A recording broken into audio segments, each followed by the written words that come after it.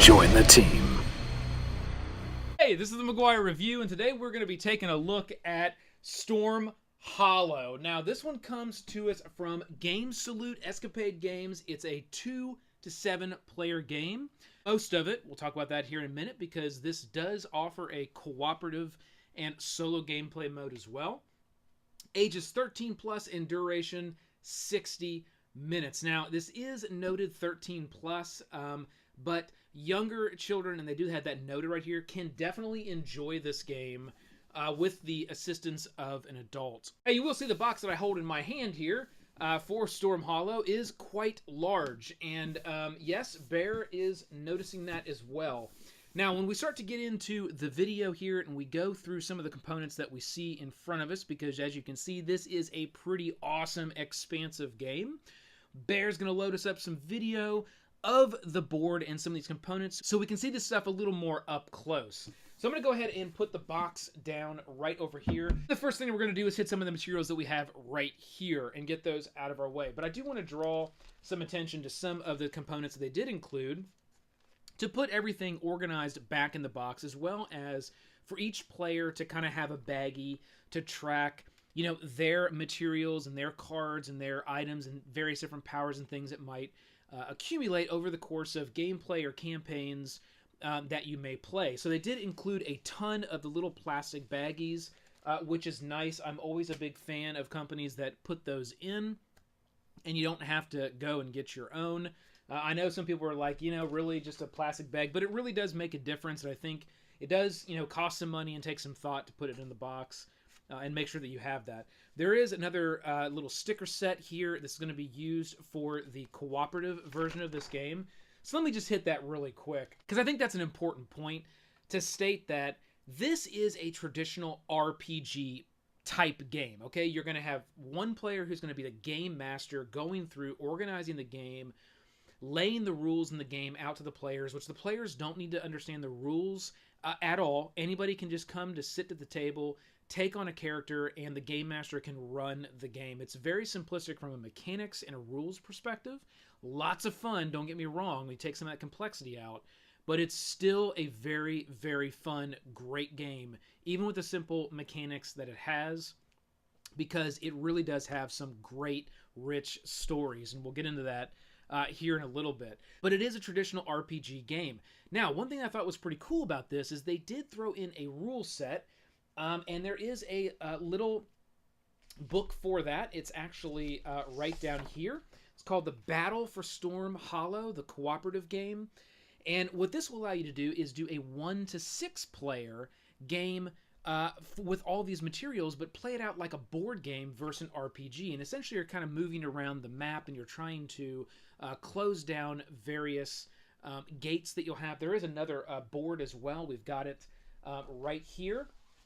So there is one other board that you'll have here, which is included in the game that you can use for gameplay. You'll see that right there. So you got two nice, fantastic boards that are included, and the artwork is awesome on both of these. Especially this other one here, because it really has a detailed view of a city that you get to go through. So this one is absolutely fantastic. But I love the landscape view that's on this, all the different areas and the details in some of these little cities, and you have little Leviathan Bay here and a little Leviathan down in the water and the various rocks, and it really does have a high level of detail built into this map if you get down close and kind of look at all the little intricate detail. And I love that when companies put a nice level of detailed artwork in their games. This one definitely has it. The board is awesome. It's one thing about this game that I love. I love a game that has a good artistic, highly detailed board, and this has got it, and it's got two of them. The cards have excellent, fantastic artwork on them as well.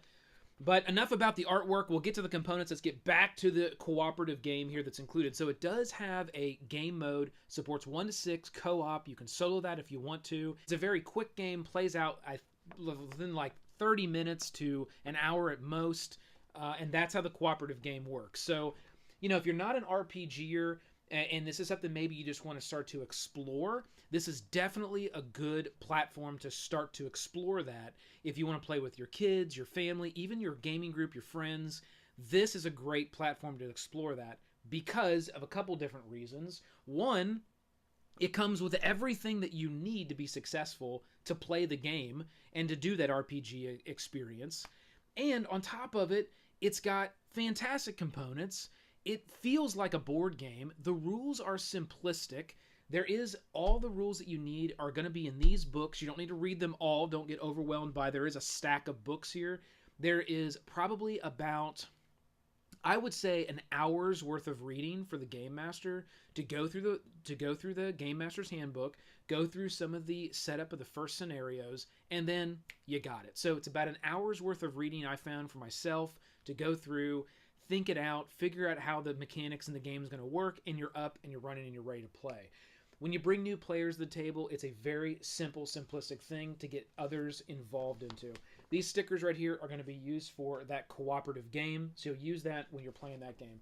There is a couple other components here that did include some character cards of some famous various different characters that you can use as you're playing the game if you'd like to do that. Those are included. There's a nice little sheet here to kind of get you started off, and it goes through all the different parts that you're going to find. So you got part 1, you got part 2, part 3, part 4, and the books and the materials you're going to need for those specific versions or part of the story that you're going to go through. Now, as you play this game, you're going to be able to do standalone adventures where you can just go in, do an adventure, and then jump out.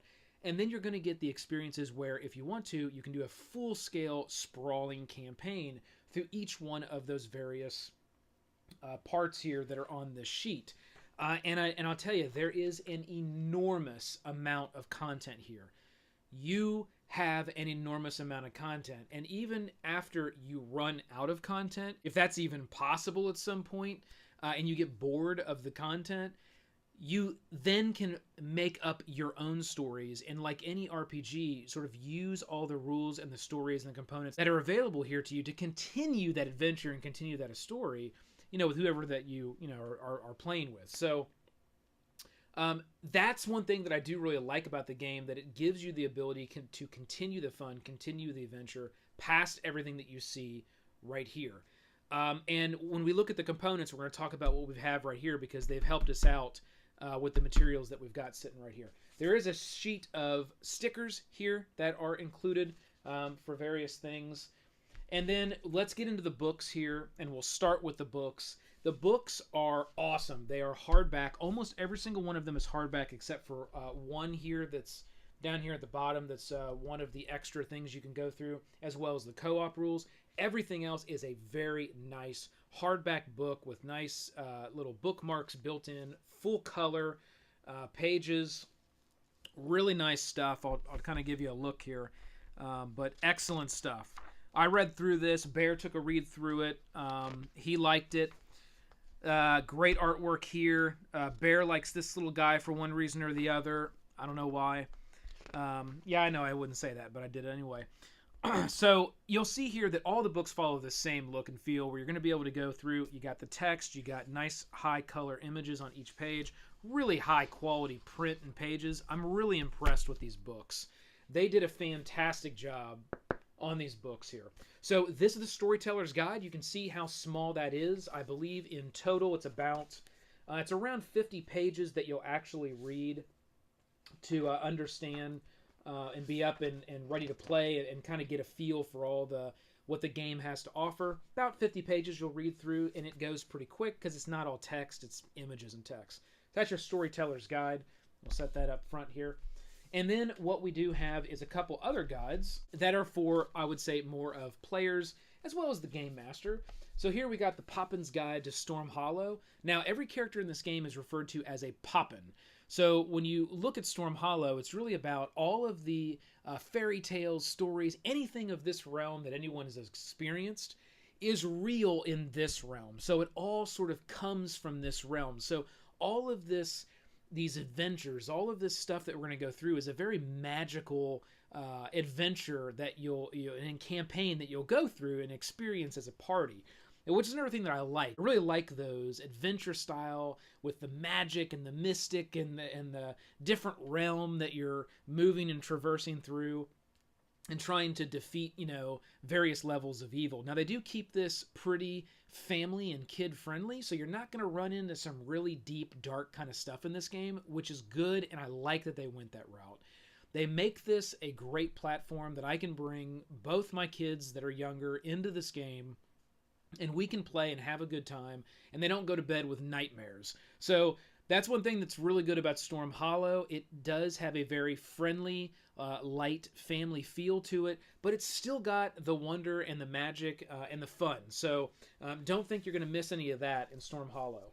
So the Poppins guide here is really going to talk, it's more like a player's hand guide, so it's really going to go through the different characters that are available. I'll show you the book real quick. Again, it's, same as we saw before. Nice high color book here. But you're going to get to go through the various characters. You're going to go through the talents, different things that you'll encounter, different locations across the maps that you'll encounter. And it gives you kind of that lore and that background of the game. So this is something great if you do have a player that says, hey, I want to learn a little bit more about the game, the lore, the characters. Well, here you go. Go ahead and take a read through this.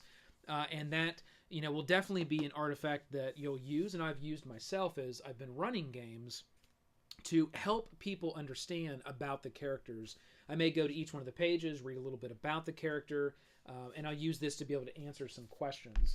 You'll find the same thing here in the Poppins Guide to Venture. Now, this is the other map that we have included there, and this is going to give you basically information on that one as well.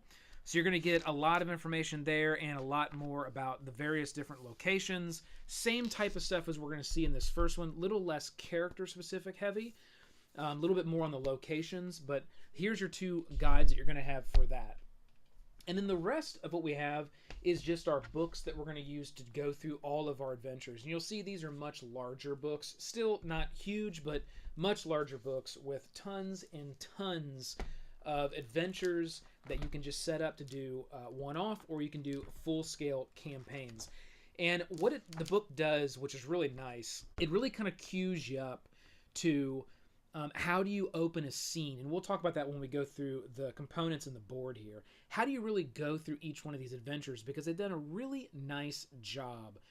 And I'm going to use the word compartmentalizing. They've done a really nice job compartmentalizing each one of the adventures into a structure that can be followed, still allows you a lot of different wiggle room and being able to control that story and make it yours, but it allows the characters and allows the game to progress in a logical fashion and in somewhat of a controlled fashion where it doesn't just sort of go on forever.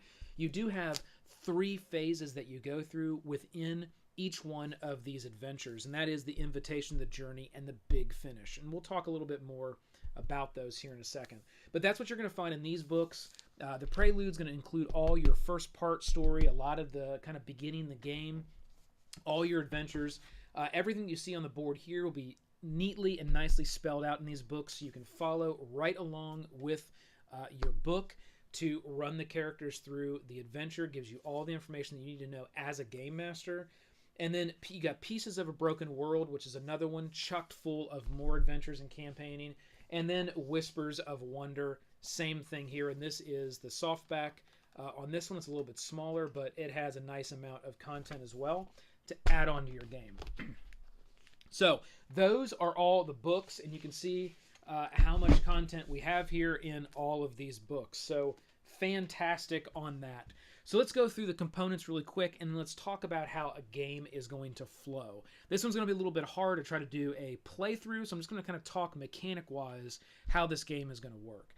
So right up here we have the character boards and the Game Master board. Game Master board just simply is a board that lists off all the relevant things you need to know as a Game Master, as well as depending on what types of actions people are going to want to do. These are the types of skills that you may ask them to roll for, depending on what they're going to do. Just like any other traditional RPG, if you want to do something, hey, I want to use my rope and my pack, and I want to climb this wall. Okay, well, you might have to go for, okay, give me a move check roll, or give me a might check roll for the strength it's going to take to climb the wall. So there's various things you're going to want to do. It'll spell out right there, different actions people can and could take. All of them obviously are not going to be on there. You have to use some some thought there, but you're going to kind of look at this chart initially as a new game master and say, oh, that kind of falls into the might or the magic or the move or the explore category. So that's the type of check that I'll ask you to perform. And there's a few other things that are on this board. There's something really cool. We'll talk about that when we get to the kits, where each one of the kits that you can pass out for people do have pockets. And you can reach into those pockets and try to pull something out if you don't have something you need, something small that fits in a pocket. And you will roll for that. And if you don't get the roll that you need, the game master can choose what you pull out of that pocket. And there's a list here. You can choose whatever you want. But there's a nice little list here of 20 different items that you can choose to just give that player, which I think is a lot of fun as well. You will see the various magics in the land, the statuses, and things of that nature. So pretty much the main things you need to know as a game master is going to be right there on that board for you. And then here are all the character boards. So there are 6 characters. They do follow some of your more classic characters, like your paladin, which is the light bringer here. And I will say that these are double-sided. One side has a male character, and one side of them has a female version of that character, which I thought was a really nice addition as well to this game, making sure there's both male and female characters for every one of the classes. So we got the paladin, we got something somewhat like a druid here, a whiz banger, which is like sort of a kind of a mechanic type character, a rift walker, and a storm chaser, which is also kind of like a mage. So really cool characters, and every one of them follow kind of a similar layout as what we had here on our Game Master. You're going to see those magic statuses and talent statuses that are right here. You're going to get an ability for the Storm Chaser. You're going to talk a little bit about the Storm Chaser right there. Every character does have a constant ability as well as a boost ability that is specific to their character. You get artifacts and cards and powers that add on that are specific to your character class, as well as the talent that you choose. There's some talents that you'll actually get for each one of your characters that you'll choose as well to customize them.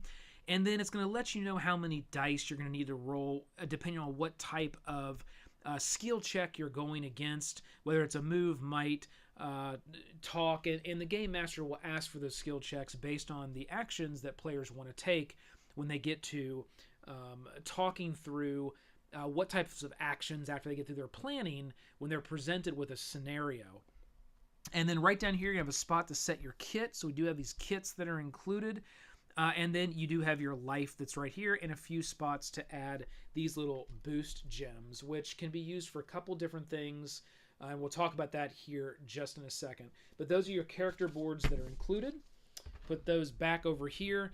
I'm going to jump up here and hit these little guys right here. So this first one is a little caravan, and it's going to go on the board and kind of show visually as the party sort of traverses around the countryside and the map where the party is. And that's just a nice visual to have kind of for the party to see, oh, this is kind of where we're at right now and what we're doing and what we're near. And those things you don't have to all keep kind of in your imagination or memory. You can visually see it right in front of you. This little token here is the first player token or the active player token. So when you do take your turns, you'll kind of be presented with material from the Game Master. The party will start to plan and talk out what they want to do, and then each player will kind of go around and get a turn to be able to execute their action in what they want to do.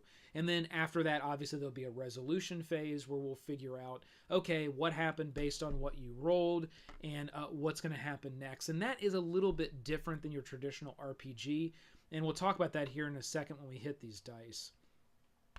These tokens here, we got 1, 2, 3, 4. They are attached to the boards that we have right here. The disaster board, the threat board, the progress board, and the time board. And these are just various little trackers that you'll use as you play the game to understand, you know, how much progress has the players made to get to the next part of the journey. So every single adventure has the initiation, the journey, and the big finish. So it does play out and have direct correlation to this progress board here. And there is 4 points of progress as part of the initiation, 6 as the journey, and then when you get to the big finish, it'll go through 10 points. So it's 20 in total. but that just helps the story progress as the players do various things, and that can be per roles, it can be by the information that's been revealed, what they've talked about, things that they've done, battles they've had and won and or lost, will really control the progress over the course of these three major story points in every adventure. So that's what these tokens are going to be used for. They'll align right to these boards, and they'll help you track those various things. Very, very simple, very easy mechanic, and the Game Master will be deciding how to move those along these boards. Very, very simple, okay? So that's our tokens here. Let's get to the dice. Now you will notice there are a ton of these little white dice that have blank sides and have the little red starburst. Obviously, the blank is a miss, the red starburst is a hit. So depending on what you're doing, what talent you have, because if you do an action that's specific to your talent for your character, you will get to add one of these dice, which are the talent dice, to your roll as well to see if you can have a hit. And if you actually roll the little symbol on the talent die, because these are blanks, a burst just like the white, or the actual symbol of the talent or the magic it's aligned to, you will then get actually an extra burst of magic that you can use for various things as well. So it is advantageous to take on various actions as you're playing the game that really align closely to your character and the talents that your character has. And that's something that you will want to discuss as a party when you're really building all of that out and you're doing your planning when you're presented with the scenario that's, kind of in front of you that you have to deal with. So that's how the dice are going to work. And, you're going to pick up as many dice as you need for that particular check. Let's just say it was 3, and you're going to roll those dice, and okay, I got 2 hits and a miss. Now, at this point in time, the Game Master is going to determine, because basically any time you hit with this, now there is some things that will specify you need 2 successes, or you need, but pretty much anything that you want to do, you are successful in doing it if you get at least 1 hit, 1 crit. So the Game Master has some leadway here to say, you know what? Because there isn't a chart like there is in other RPGs where you got to get a 12 or above, or you have to get a 4 or below, or there's nothing like that. The Game Master may say, well, you were trying to do a certain activity, and let's say I rolled my 3 dice and I got 3 hits. The Game Masters may say, you know what, that's a perfect roll, you got 3 hits. Because you got that, I'm not only going to allow you to do what you did, or what you wanted to do, and that's going to be successful, I'm also going to reveal a piece of information to you that's pertinent in your adventure. And those reveals and those special things are in the book for the Game Master to see, and they can pull from whenever they want to when these types of scenarios happen. So I love that about this game, where it is a little bit more open. It's like you roll, you're either successful or you're not. But if you're successful, the Game Master has quite a bit of leadway to then affect how much success you actually have in that action. And I love that, because you really can use that to scale really well if you're playing with adults and you want a little bit of a more difficult, challenging game, or if you're playing with children and you want to make things a little bit easier and make it a little more fun when you roll those really great rolls or you get those really bad rolls. You can still kind of pull yourself out of that, as if you were to roll 2 blanks and 1 crit. Well, you know what? Not a great roll, but you're still successful because you got that 1. So I really like that mechanic in how the actual skill checking works in this game. It gives you a lot of different options to control a lot of the game that the players are going through. So that is well done in my mind. So let's look at these little gems right here. I love a game that includes little gems. I don't know why. I'm a sucker for the little plastic gems. But you will use these to mark your boosts, these orange gems. Boosts can be used 2 different ways. One, in the initial planning phase, you can use a boost to activate a boost power. So your characters do have a boost power, as well as you can gain more boost powers. Those are just extra powers. You can use one of these little gems to activate that power, being ready either then or ready to use when you get into the action phase. Or in the action phase, you can use a boost gem to turn one of your misses into a hit. So you really can use these in 2 different ways, and I have found that That does get down to some good strategy sometimes, working with the group to say, okay, how many boosts do we have amongst ourselves? We're going into a pretty deadly thing. We might hold off and just save our boosts to make our misses be hits so we can be very successful in what we want to do.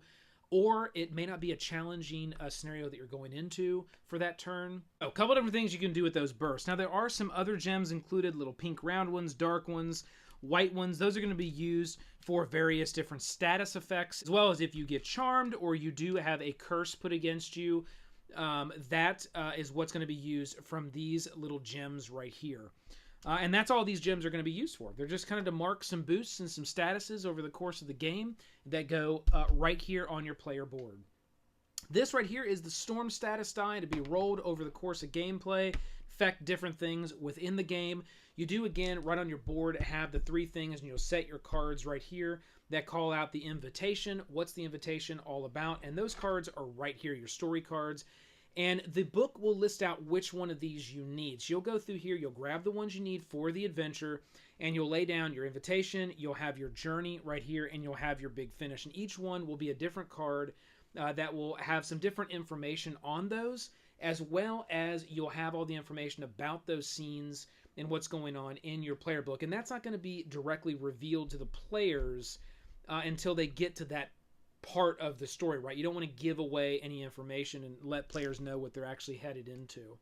And then you do have the rift. So every adventure, well, I don't know if every single adventure has one, but most of the adventure have something called a rift card, which is in a various statuses and things that can happen while you're in that adventure. And the game master can draw from that rift and have those things sort of activate whenever they want to over the course of that adventure. So that's a nice little component as well. So we've hit the story cards, we've hit the rifts. We do have some treasure artifacts, so there are tons of artifacts and items that you can get.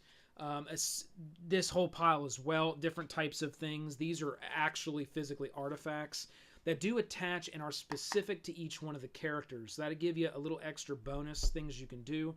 You've got your allies of Storm Hollow, people and allies you can pick up, friendlies throughout the game. You've also got a stack of enemies that you're going to be encountering. Those are right here. Each one of these cards is going to list out what that particular character is, the various different types of statuses and things that they can do.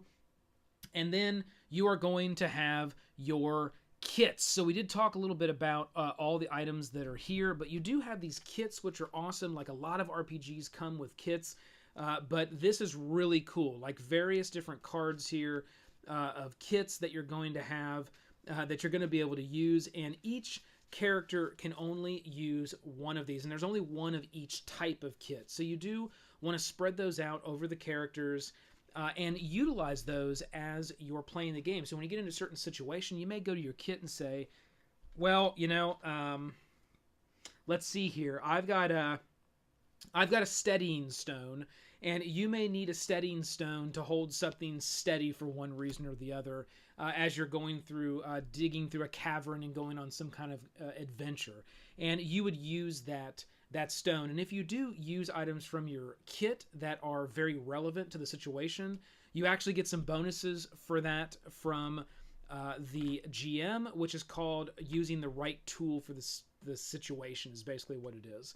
So that the kits are a lot of fun. Up here we have the various different powers and abilities you'll see here. So these are all extra powers, and they do come in the form of these things called power orbs.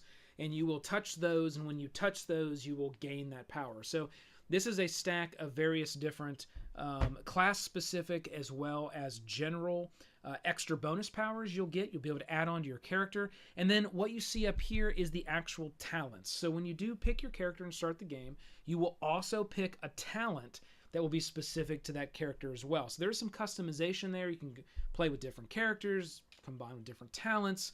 There are only 6 talents, so everyone will have a different talent as well as a different character, and I really like that as well. It really makes the party very robust.